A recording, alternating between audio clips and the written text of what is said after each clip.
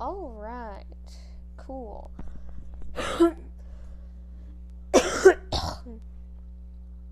Excuse me.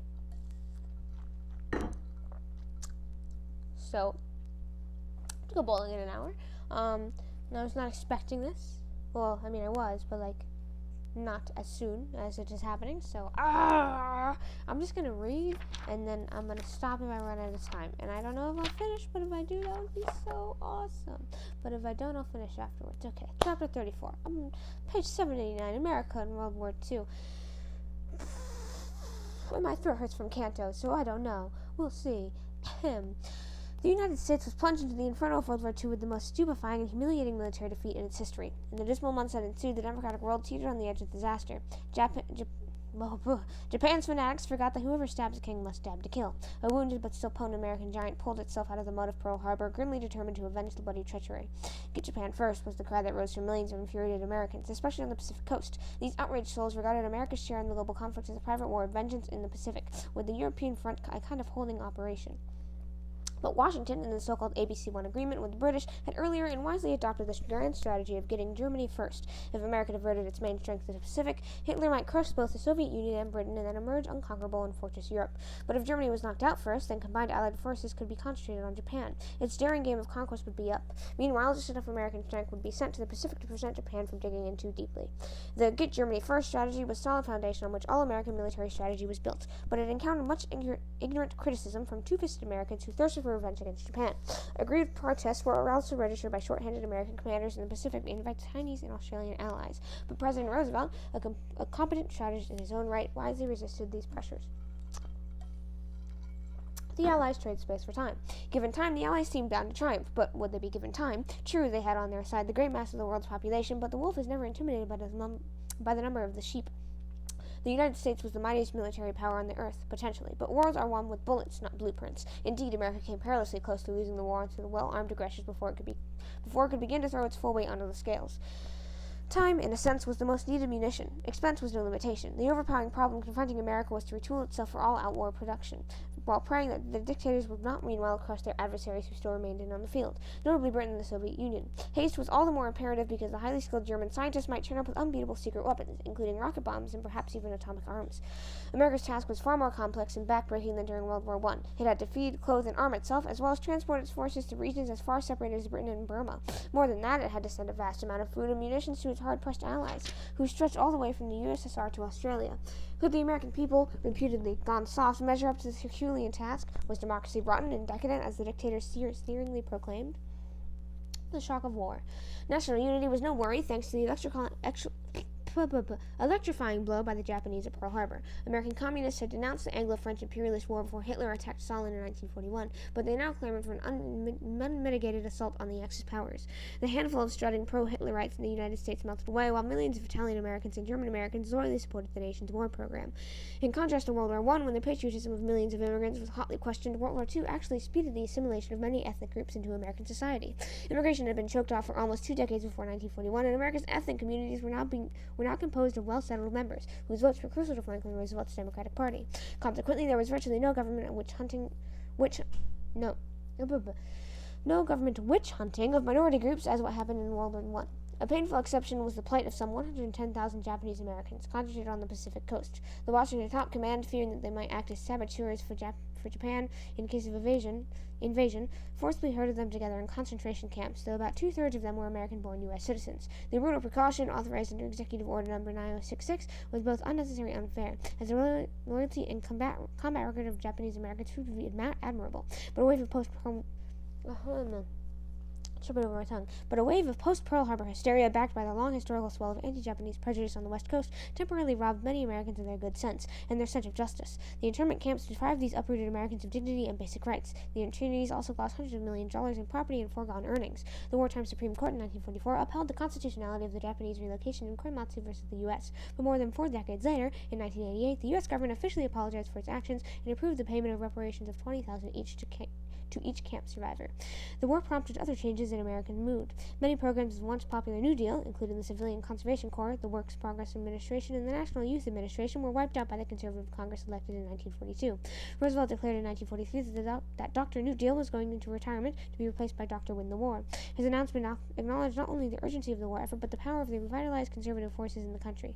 The era of New Deal reform was over. World War II was no idealistic crusade as World War I had been.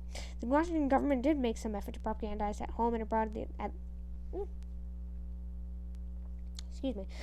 Washington government did make some effort to propagandize at home and abroad the Atlantic Charter, but the accent was on action. Opinion polls in 1942 revealed that 9 out of 10 Americans could cite no provisions of the Atlantic Charter. A majority then, and a near majority 2 years later, confessed to having no clear idea what the war is about. All Americans knew was that they had a dirty job on their hands and that the only way out was forward. They went about their bloody task with astonishing efficiency. Building the war machine. The war crisis caused the drooping American economy to snap to attention. Massive military orders, over $100 billion in 1942 alone, almost easily soaked up the idle industrial capacity of the still lingering Great Depression. Orchestrated by the War Production Board, WPB, American factories poured forth an avalanche of weaponry: 40 billion bullets, 300,000 aircraft, 76,000 ships, 86,000 tanks, and 2.6 million machine guns. Miracle Man shipbuilder Henry J. Kaiser was dubbed Sir Lancelot for his prodigies of ship construction. One of his ships was fully assembled in 14 days, complete with life jackets and coat hangers. The War Production Board halted the manufacture of non-essential items such as passenger cars. It assigned priorities for transportation and access to raw materials. When the Japanese invasion of British Malaya and the Dutch East Indies sapped Americans' lifeline of natural rubber, the government imposed a national speed limit and gasoline rationing in order to conserve rubber and built 51 synthetic rubber plants. By the war's end, they were far outproducing the pre-war supply. Farmers, too, rolled up their sleeves and increased their output. The armed forces drained the farms of workers, but heavy investment in agricultural machinery and improved fertilizers more than made up the difference. In 1944 and 45, blue jean farmers hauled in record-breaking million-bushel wheat harvests. These wonders of production also brought economic strains. Full employment and scarce consumer goods fueled a sharp inflationary surge in 1942. The Office of Price Administration, OPA, eventually brought sending prices under control with extensive regulations. Rationing held down the consumption of critical goods such as meat and butter, though some black marketeers and meat-alleggers cheated the system. The National War Labor Board, NWLB, imposed ceilings on wage increases. Labor unions, whose membership grew from about 10 million to more than 13 million workers during the war, fiercely resented the government-dictated wage ceilings. Despite the no-strike pledges of most of the major unions, a rash of labor walkouts plagued the war effort. Prominent among the strikers were the United Mine Workers, who several times were called off the job by their crusty and iron-willed chieftain, John L. Lewis. Threats of lost production through strikes became so worrisome that Congress, in June 1943, passed the Smith-Connolly Anti-Strike Act. This act authorized the federal government to seize and operate tied-up industries. Strikes against any government-operated industry were made a criminal offense. Under the act, Washington took over the coal mines and, for a brief period, the railroads. Yet work stoppages, although dangerous, actually accounted for less than 1% of the total working hours of the United States wartime laboring force, a record better than the blockaded Britons. American workers, on the whole, were commendably committed to the war effort. Manpower and woman power. The armed services enlisted nearly 15 million men in World War II and some 216,000 women who were employed for non-combat duties. Best known of these women in arms were the WACs, Women's Guardian Corps, WAVES, Women Accepted for Volunteer Emergency Service, Navy, and SPARS, U.S. Coast Guard Women's Reserve. As the draft net was tightened after Pearl Harbor, millions of young men were plucked from their homes and clothed in GI, government-issue outfits. As the arsenal of democracy, the United States exempted certain key categories of industrial and agricultural workers from the draft in order to keep its mighty industrial and food-producing machines humming. But even with these exemptions, the draft left the national farms and factories so short of personnel that the new workers had to be found. An agreement with Mexico in 1942 brought thousands of Mexican agricultural workers, called braceros, across the border to harvest the fruit and grain crops of the West. The bracero program outlived the war by some 20 years, becoming a fixed feature of the agricultural economy in many Western states. Even more dramatic was the march of women in the factory floor. More than 6 million women took up jobs outside the home. Over half of them had never before worked for wages. Many of them were mothers, and the government was obligated to set up some 3,000 daycare centers to care for Rosie the Riveter's children while she drilled the fuselage of a heavy bomber or joined the links of a tank track. When the war ended, Rosie and many of her sisters were in no hurry to put down their tools. They wanted to keep on working, and often did. The war thus foreshadowed an eventual revolution in the roles of women in American society.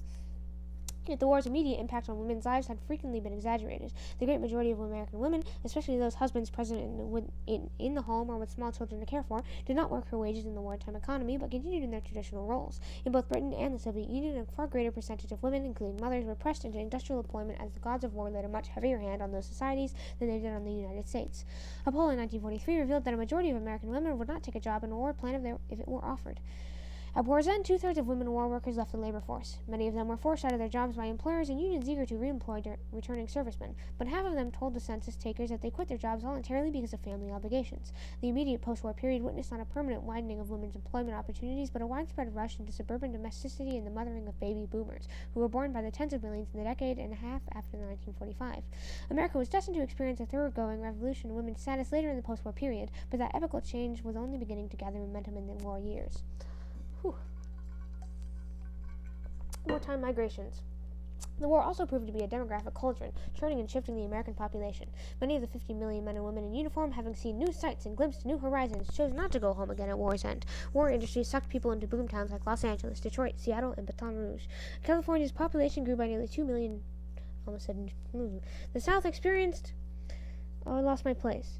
The South experienced especially dramatic changes. Franklin Roosevelt had called the South the nation's number one economic problem in 1938. When the war came, he seized the opportunity to accelerate the region's economic development. The states of the old Confederacy received a disproportionate share of defense contracts, including nearly $6 billion of federally financed industrial facilities. Here were the seeds of the post-war blossoming of the Sun Belt. Despite this economic stimulus in the South, there was some 1.6 million blacks left in the land of their ancient enslavement to seek jobs in the war plants of the West and North. Forever after, race relations constituted a national, not a regional, issue. Explosive tensions developed over employment, housing, and segregated facilities. Black leader A. Philip Randolph, head of the Brotherhood of Sleeping Car Porters, threatened a massive Negro March on Washington in 1941 to demand equal opportunities for blacks in war jobs and in the armed forces. Roosevelt's response was to issue an executive order forbidding discrimination in defense industries. In addition, the president established the Fair Employment Practices Commission, FEPC, to monitor compliance with this edict.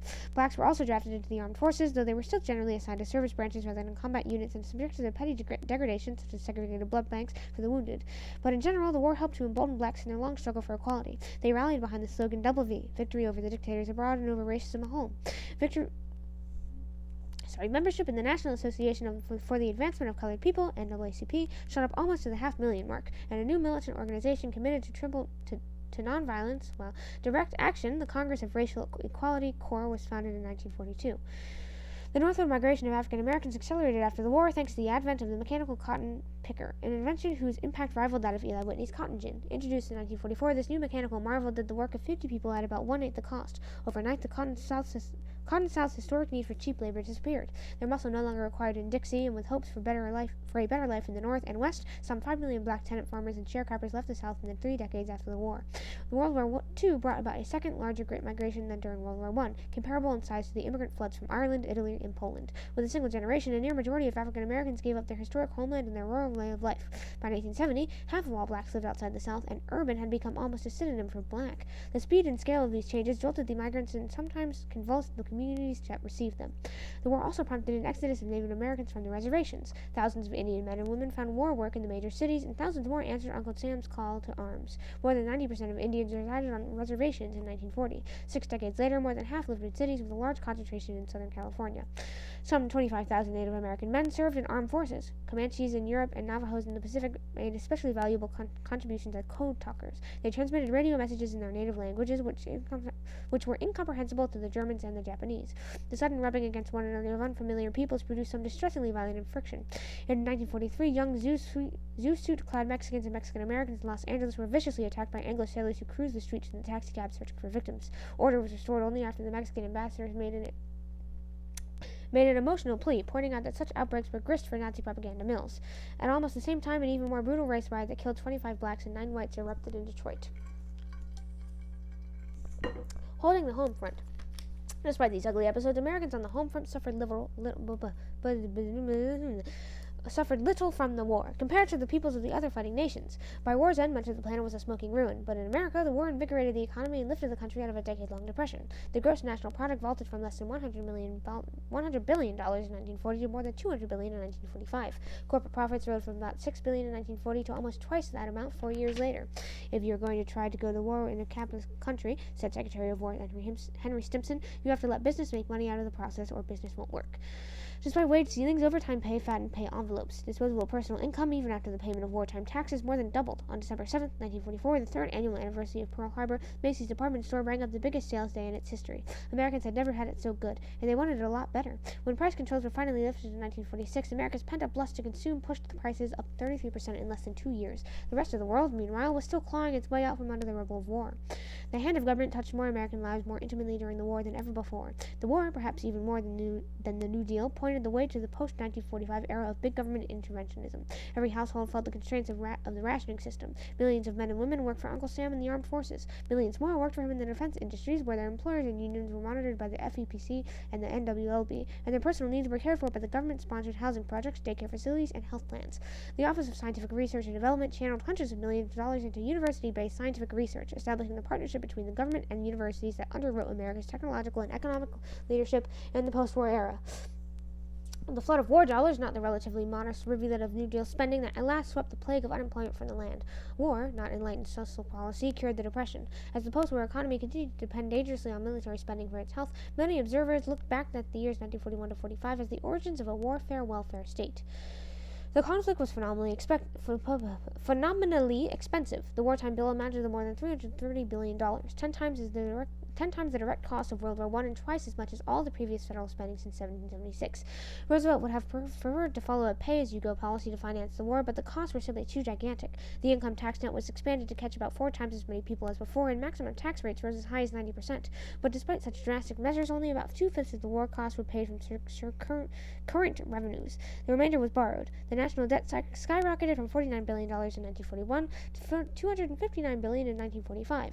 When production finally slipped into high gear, the war costing about $10 million an hour. This was the price of victory over such implacable enemies.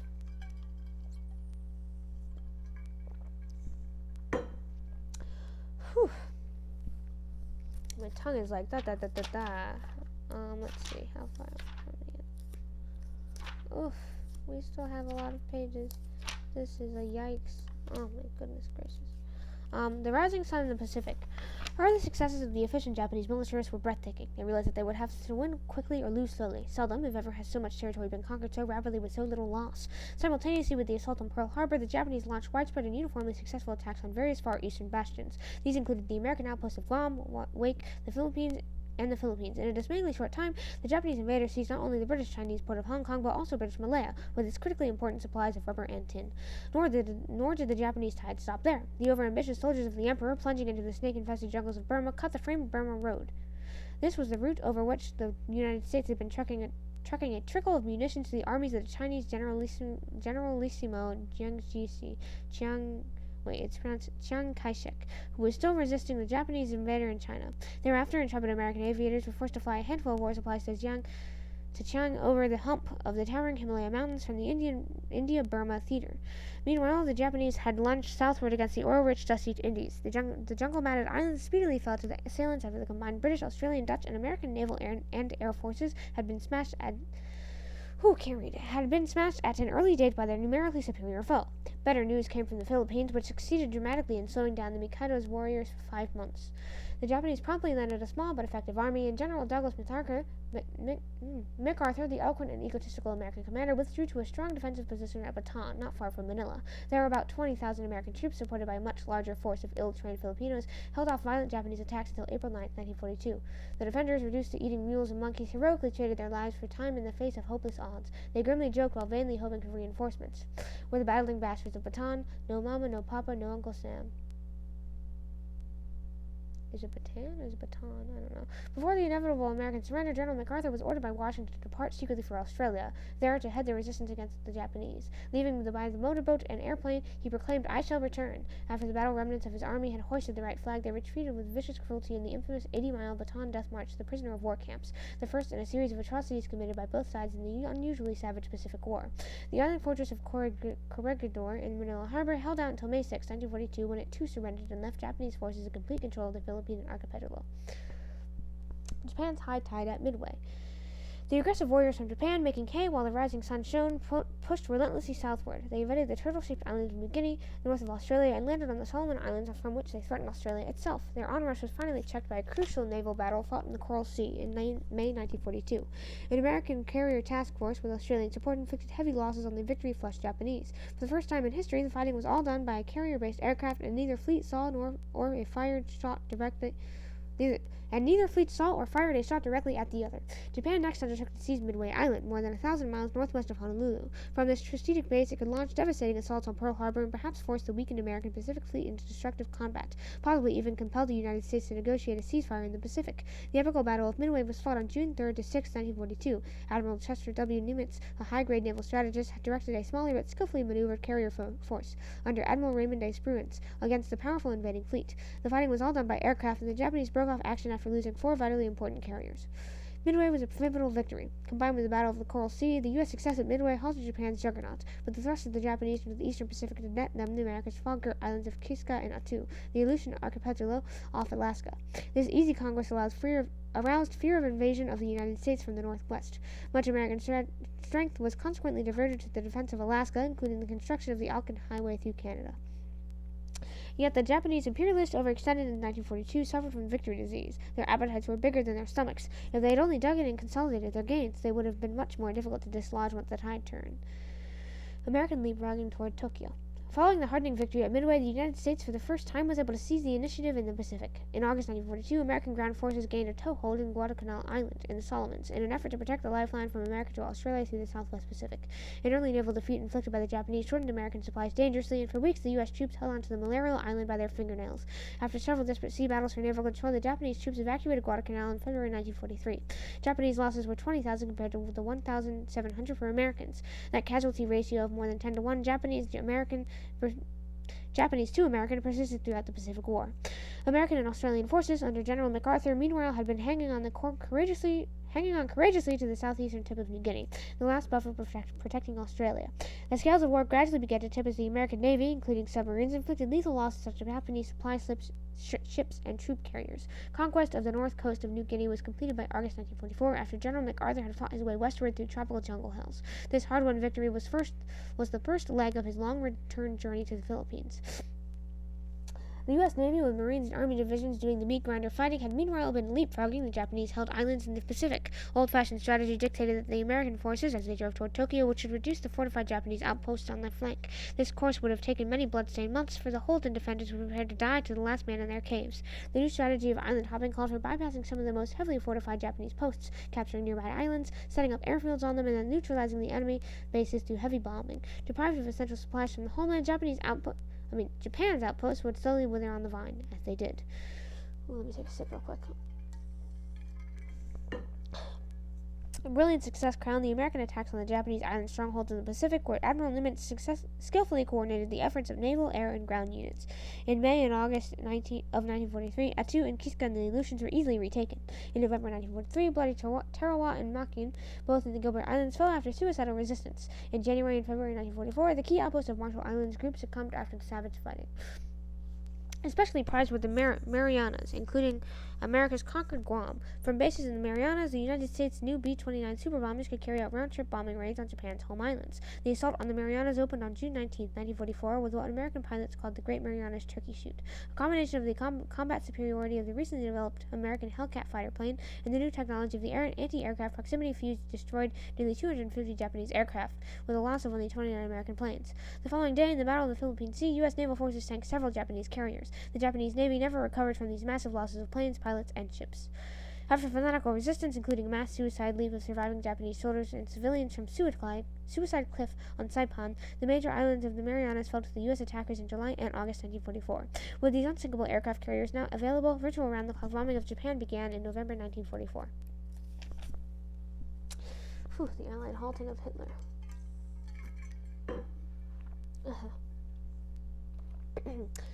Early setbacks for America in the Pacific were paralleled in the Atlantic. Hitler had entered the war with a formidable fleet of ultramodern submarines, which ultimately operated in wolf packs with frightful effect, especially in the North Atlantic, the Caribbean, and the Gulf of Mexico. During 10 months of 1942, more than 500 merchant ships were reported lost. 111 in June alone, as ship destruction far outran construction.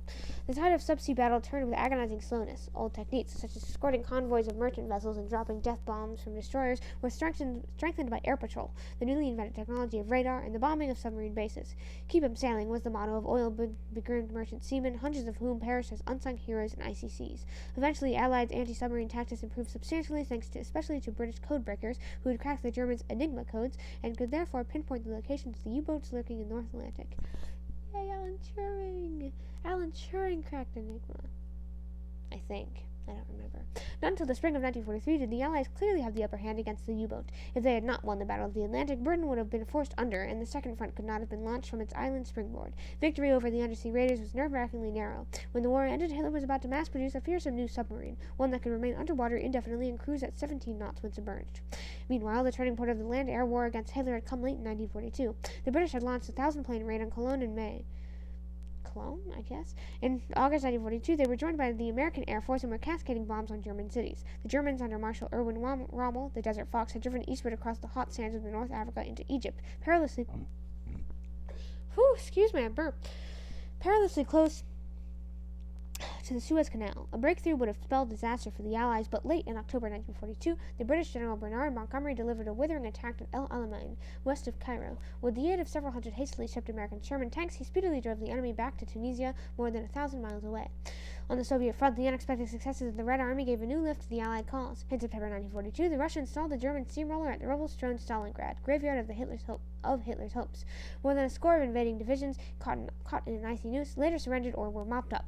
In November 1942, the resilient Russians unleashed a crushing counteroffensive, which was never seriously reversed. A year later, Stalin had regained about two-thirds of the blood-soaked Soviet motherland wrested from him by the German invader. Phew. I cannot read. A second front from North Africa to Rome. Soviet losses were already staggering in 1942. Millions of soldiers and civilians lay dead, and Hitler's armies had overrun most of the western USSR. Anglo-American losses at this time could be counted only in the thousands. By war's end, the grave had closed over some 20 million Soviets in a great swath of their country, equivalent in the United States to the area from Chicago to the Atlantic seaboard, had been laid waste. Small wonder that the Kremlin leaders clamored for a second front to divert the German strength westward. Many Americans, including FDR, were eager to begin a diversionary invasion of France in 1942 or 1943. They feared that the Soviets, unable to hold out forever against Germany, might make a separate peace as they had in 1918 and leave the Western Allies to face Hitler's fury alone. Roosevelt rashly promised the Soviets in early 1942 that he would open a second front on the European continent by the end of the year, a promise that proved utterly impossible to keep. British military planners, remembering their appalling losses in 1914-18, were not enthusiastic about a frontal assault on German-held France. It might end in disaster. They preferred to attack Hitler's fortress Europe through the soft underbelly of the Mediterranean. Faced with British boot-dragging and a woeful lack of resources, the Americans reluctantly agreed to postpone a massive invasion of Europe. An assault on French-held North Africa was a compromised second front, and a far cry from what the badly battered Soviets were demanding. The highly secret attack, launched in November 1942, was headed by a gifted and easy-smiling American general, Dwight D. Eisenhower, a master of organization and conciliation. As a joint Allied operation ultimately involving some 400,000 men, British, Canadian, French, and chiefly American, and about 850 ships, the invasion was the mightiest waterborne effort up to that time in history. After savage fighting, the remnants of the German-Italian army were finally trapped in Tunisia and surrendered in May 1943. New blows were now planned by the Allies. At Casablanca, in newly occupied French Morocco, President Roosevelt, who had boldly flown the Atlantic, met in a historic conference with Winston Churchill in January 1943. The Big Two agreed to step up the Pacific War, invade Sicily, increase pressure on Italy, and insist upon an unconditional surrender of the enemy, a phrase earlier popularized by General Ulysses S. Grant during the Civil War. Such an unyielding policy would presumably hearten the ultra-suspicious Soviets, who professed to fear separate Allied peace negotiations. It would also forestall changes of broken armistice terms, such as had come after 1918. Paradoxically, the tough-sounding unconditional surrender declaration was an admission of the weakness of the Western Allies. Still unable in 1943 to mount to the kind of second front their Soviet partner desperately demanded, the British and the Americans had little but words to offer Stalin. Unconditional surrender proved to be one of the most controversial moves of the war. The main criticism was that it steeled the enemy to fight to a last bunker resistance, while discouraging anti-war groups in Germany from revolting.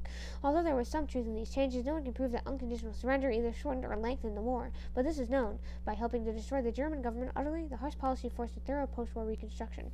The Allied forces, victorious in Africa, now turned against the not-so-soft underbelly of Europe. Sicily fell in August 1943 after sporadic but sometimes bitter resistance. Shortly before the conquest of the island, Mussolini was deposed, and Italy surrendered unconditionally soon thereafter, in September 1943. President Roosevelt, referring to the three original Axis countries, Germany, Italy, and Japan, joked grimly that it was now 1 down and 2 to go. But if Italy dropped out of the war, the Germans did not drop out of Italy. Hitler's well-trained troops stubbornly resisted the Allied invaders now pouring into the toe of the Italian boot. They also unleashed their fury against the Italians, who had turned their coats and declared war on Germany in October 1943. Sunny Italy proceeded to belly its name, for in the snow-covered and mud-caked mountains of its elongated peninsula occurred some of the filthiest, bloodiest, and most frustrating fighting of the war. For many months, Italy appeared to be a dead end, as the Allied advance was halted by a seemingly impregnable German defense catered on the ancient monastery of Monte Cassino. After a touch-and-go assault on the Anzio beachhead, Rome was finally taken on June 4, 1944. The tremendous cross-channel invasion of France, begun 2 days later, turned Italy into a kind of sideshow, but the Allies, limited in manpower, continued to fight their way slowly and painfully into northern Italy. On May 2, 1945, only 5 days before Hitler's before Germany's official surrender, several 100,000 Axis troops in Italy laid down their arms and became prisoners of war. While the Italian Second Front opened the Mediterranean and diverted some German divisions from the blazing Soviet and French battle lines, it also may have delayed the main Allied invasion of Europe from England across the English Channel to France by many months, allowing more time for the Soviet army to advance into Eastern Europe. Whew. Drink. I'm getting drowsy now. How much do we have left? Yeah, a lot. This sucks. D-Day, June 6, 1944. The Soviets had never ceased their clamor for an all-out second front, but when the time rapidly approached for Churchill, Roosevelt, and Stalin to meet in person to coordinate the promised effort, Marshal Joseph Stalin, with a careful eye on the Soviet military operations, balked at leaving Moscow. President Roosevelt, who jauntily remarked in private, "I can handle that old buzzard," was eager to confer with him. The president seemed confident that Rooseveltian charm could woo the hardened conspirator of the Kremlin from his nasty communist ways. Tehran, the capital of Iran, Persia, was finally chosen as the meeting place. To this ancient city, Roosevelt riskily flew after a stopover conference in Cairo with Britain's Churchill and China's I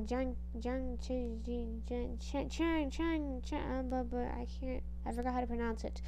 Cushions among Stalin, Roosevelt, and Churchill. From November 20th to December 1st, 1943, progressed smoothly. Perhaps the most important achievement was agreement on broad plans, especially those for launching Soviet attacks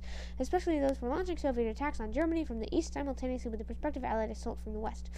Preparations for the cross-channel invasion of France were gigantic. Britain's fast-anchored isle virtually glowed with munitions, supplies, and troops, as nearly 3 million fighting men were readied. Because the United States was to provide most of the Allied warriors, the overall command was entrusted to an American, General Eisenhower. He had already distinguished himself in the North African and Mediterranean campaigns, not only for his military capacity, but also for his gifts as a conciliator of clashing Allied interests. French Normandy, less heavily defended than other parts of the European coast, was pinpointed for the invasion assault. On D-Day, June 6, 1944, the enormous operation, which involved some 4,600 vessels, unwound. Stiff resistance was encountered from the Germans, who had been misled by a feint into expecting the blow to fall further north. The Allies had already achieved mastery of the air over France. They were thus able to block reinforcements by crippling the railroads while bursting German fuel shortages by bombing gasoline-producing plants. The Allied beachhead, at first clung with fingertips, was gradually enlarged, consolidated, and reinforced. After desperate fighting, the invaders finally broke out of the German iron ring that enclosed the Normandy landing zone. Most spectacular were the lunges across France by American armored divisions, brilliantly commanded by blustery and profane General George S. Blood and Guts Patton. The retreat of the German defenders was hastened when an American-French force landed in August 1944 on the southern coast of France and swept northward. With the assistance of the French underground, Paris was liberated in 1944, and amid exuberant manifestations of joy and gratitude. Allied forces rolled irresistibly toward Germany, and many of the Americans encountered places like Château-Thierry, familiar to their fathers in 1918. Lafayette, we were here again, quipped some of the American soldiers. The first important German city, Aachen, fell to Americans in October 1944, and the days of Hitler's 1,000-year Reich were numbered. My goodness. Okay. FDR, the fourth termite of 1944. The presidential campaign of 1944, which was bound to divert energy from the war program, came most awkwardly as the awful conflict roared to its climax, but the normal electoral processes continued to function, despite some loose talk of suspending them for the duration. Victory-starved Republicans met in Chicago with hopeful enthusiasm. They quickly nominated the short, mustachioed, and dapper Thomas E. Dewey, popular vote getting governor of New York. Regarded as a liberal, he had already made a national reputation as a prosecutor of grafters and racketeers in New York City. His shortness in youth, he was only 42, had caused one veteran New Dealer to sneer that the candidate had cast his diaper into the ring. To offset Dewey's mild internationalism, the convention nominated for the vice presidency a strong isolationist, handsome and white-manned Senator John W. Booker of Ohio. Yet the platform called for an unstinted prosecution of the war and for the creation of a new international organization to maintain peace. FDR, aging under the strain, was the indispensable man of the Democrats. No other major figure was available, and the war was apparently grinding to its finale. He was nominated at Chicago and won the first ballot by acclamation, but in a sense he was the forgotten man of the convention, for in the view of his age, an unusual amount of attention was focused on the vice presidency. The scramble for the vice presidential plum turned into something of a free-for-all. Henry A. Wallace, one-time Plowham Under Secretary of Agriculture, had served for 4 years as vice president and desired a renomination, but conservative Democrats distrusted him as an ill-balanced and unpredictable liberal. Ditch Wallace move developed tremendous momentum, despite the popularity of Wallace with large numbers of voters and many of the delegates. With Roosevelt's blessing, the vice presidential nomination finally went to the smiling and self-assured Senator Harry S. Truman of Missouri, the new Missouri Compromise. Hitherto inconspicuous, he had recently attained national visibility as the efficient chairman of a Senate committee conducting an investigation of wasteful war expenditures. Nobody had much against him or on him.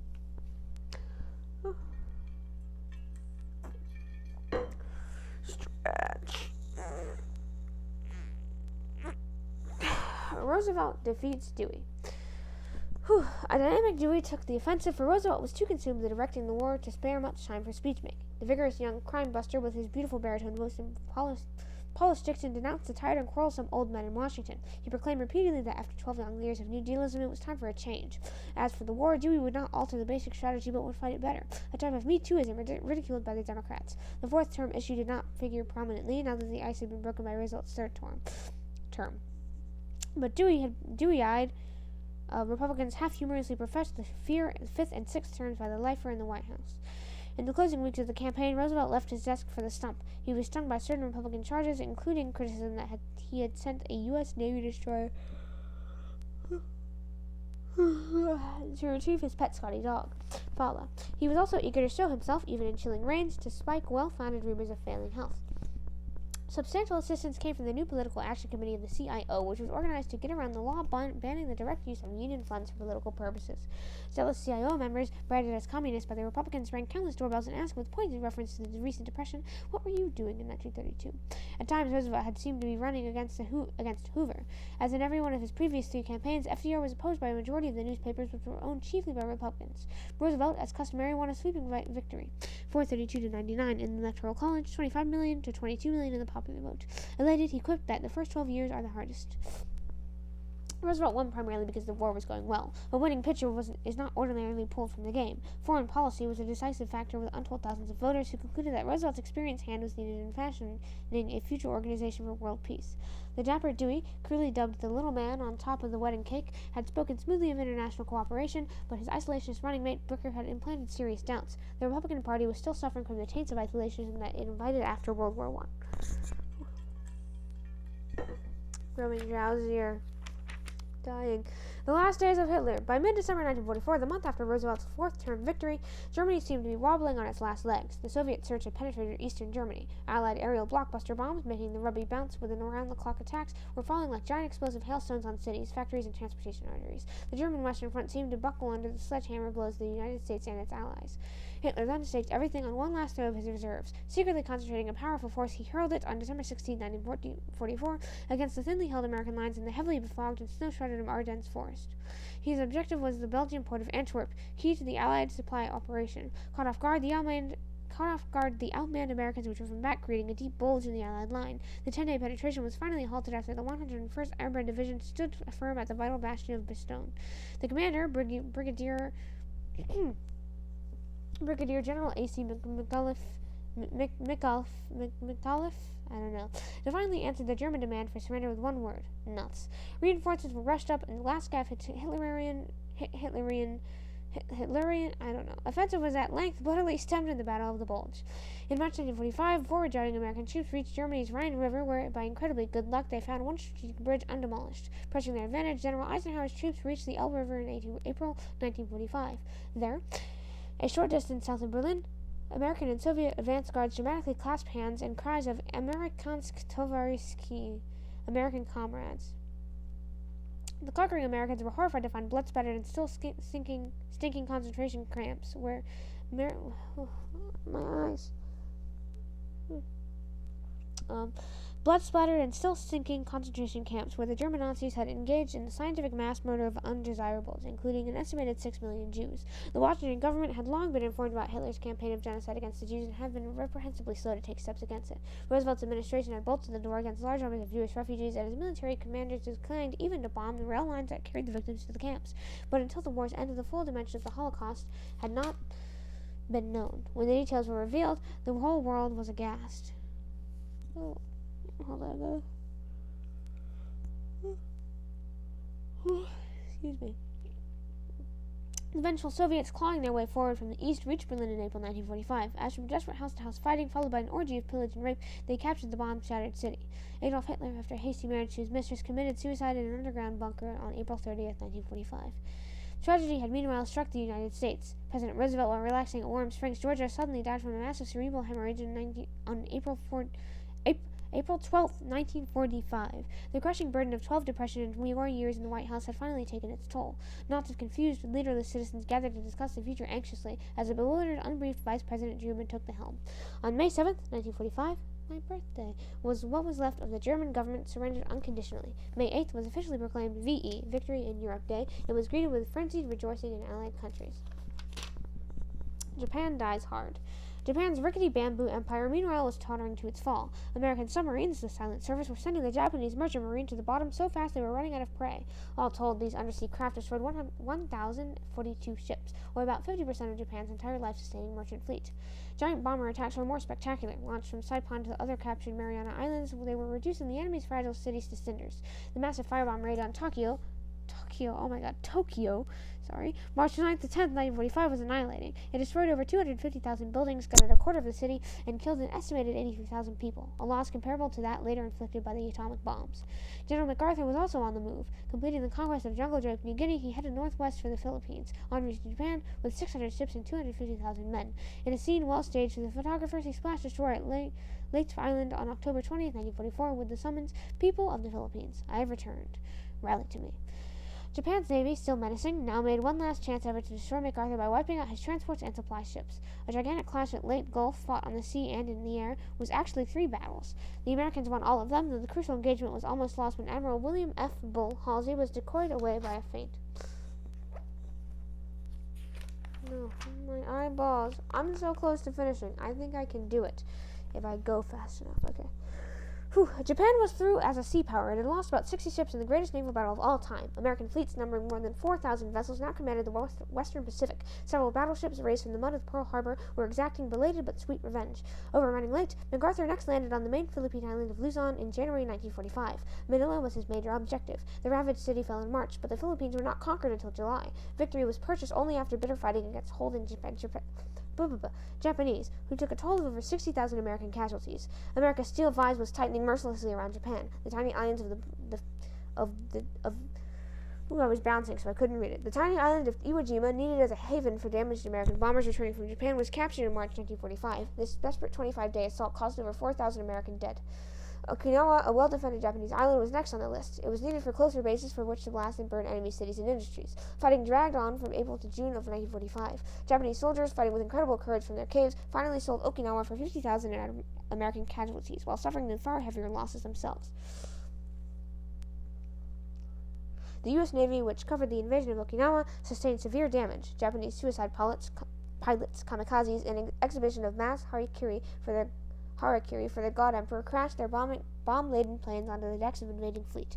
All told, the death squad sank over 30 ships and badly damaged scores more. The atomic bombs. Strategists in Washington were meanwhile planning an all-out invasion of the main islands of Japan, an invasion that presumably would cause hundreds of thousands of American and even more Japanese casualties. Tokyo, recognizing imminent defeat, had secretly sent peace feelers to Moscow, which had not yet entered the Far Eastern War. The Americans, having broken the secret Japanese radio code, knew of the feelers, but the bomb-scorched Japan still showed no outward willingness to surrender unconditionally to the Allies. The Potsdam Conference, held near Berlin in July 1945, sounded the death knell of the Japanese. There, President Truman, still new on his job, met a 17-day parley with Joseph Stalin and the British leaders. The conferences. This is the end.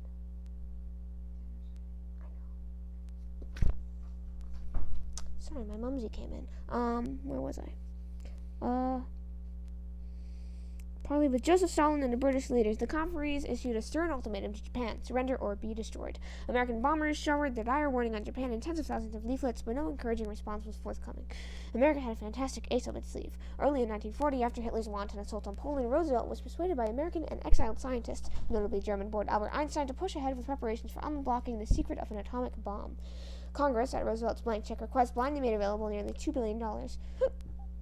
Many military minds were skeptical of this damned professor's nonsense, but fears that the Germans might first acquire such an awesome weapon provided a powerful spur to action. Ironically, Germany eventually abandoned its own atomic project as too costly, and as it happened, the war against Germany ended before the American weapon was ready. In a cruel twist of fate, Japan, not Germany, the original target, suffered the fate of being the first nation subjected to atomic bombardment. What was called the Manhattan Project pushed fervently forward, as American know-how and industrial power were combined with the most advanced scientific knowledge. Much technical skill was provided by the British and refugee scientists who had fled to America to escape the torture chambers of the dictators. Finally, in the desert near Alamogordo, New Mexico, on July 16, 1945, the expert detonated the first awesome and devastating atomic device. With Japan still refusing to surrender, the Potsdam threat was fulfilled. On August 6, 1945, a lone American bomber dropped one atomic bomb on the city of Hiroshima, Japan. In a blinding flash of death, followed by a funnel-shaped cloud, about 180,000 people were left killed, wounded, or missing. Some 70,000 of them died instantaneously. 60,000 more soon perished from burns and radiation disease. 2 days later, on August 8th, Stalin entered the war against Japan exactly on the deadline date previously agreed upon with his allies. Soviet armies speedily overran the depleted Japanese defenders in Manchuria and Korea in a 6-day victory parade that involved several thousand Russian casualties. Stalin was evidently determined to be in on the kill, lest he lose a voice in the final division of Japan's holdings. Fanatically resisting Japanese, though facing atomization, still did not surrender. American aviators on August 9th dropped a second atomic bomb on the city of Nagasaki. The explosion took a horrible toll of about 80,000 people killed or missing. The Japanese nations could endure no more. On August 10, 1945, Tokyo sued for peace on one condition: that Hirohito, the bespectacled son of heaven, be allowed to remain on his ancestral throne as nominal emperor. Despite their unconditional surrender policy, the Allies accepted this condition on August 14, 1945. The Japanese, though losing face, were able to save both their exalted ruler and what was left of their native land. The formal end came, with dramatic force, on September 2, 1945. The official surrender ceremonies were conducted by General MacArthur on the battleship Missouri in Tokyo Bay. At the same time, Americans at home hysterically celebrated VJ, Victory in Japan Day, after the most horrible war in history had ended in mushrooming atomic clouds. The Allies triumphant. Last one, we're almost there. World War II proved to be terribly costly. American forces suffered some 1 million casualties, more than one-third of which were deaths. Compared with other wars, the proportion killed by wounds and disease was sharply reduced, owing in part to the use of blood plasma and miracle drugs, notably penicillin. Yet, heavy though American losses were, the Soviet Allies suffered casualties many times greater, more than 25 million people killed. In grim testimony to the nature of modern warfare, World War II was the first war that killed more civilians than armed combatants.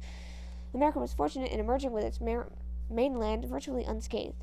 2 Japanese submarines using shells and bombers had rather harmlessly attacked the California and Oregon coast, and a few Japanese firebomb balloons had drifted across the Pacific, killing 6 civilians in Oregon.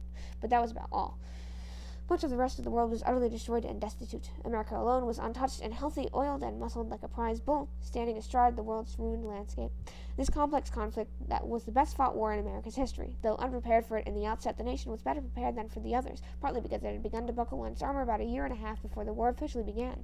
It was actually fighting German submarines in the Atlantic months before the explosion in the Pacific at Pearl Harbor. In the end, the United States showed itself to be resourceful, though adaptable, able to accommodate itself to tactics of an enemy who was relentless and ruthless. American military leadership proved to be one of the highest order. A new crop of war heroes emerged in brilliant generals like Eisenhower, MacArthur, and Marshall, Chief of Staff, and in imaginative admirals like Nimitz and Spruance. President Roosevelt had Prime Minister Churchill as kindred spirits, collaborated closely in planning strategy. Industrial leaders were no less skilled, for marvels of production were performed almost daily. Assembly lines proved as important as battle lines, and victory went again to the side with the most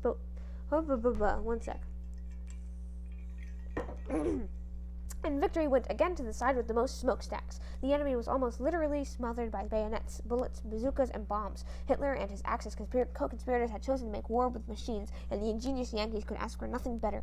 They demonstrated again, as they had in World War I, that the American way of war was simply more. More men, more weapons, more machines, more technology, and more money than any enemy could hope to match. From 1940 to 1945, the output of American factories was simply phenomenal. As Winston Churchill remarked, nothing succeeds like excess. Hermann Goring, a Nazi leader, had sneered, "The Americans can't build planes, only electric iceboxes and razor blades." Democracy had given its answer, as the dictators, despite long preparation, were overthrown and discredited. It is true that an unusual amount of direct control was exercised over the individual by the Washington authorities during the war emergency, but the American people preserved their precious liberties without serious impairment.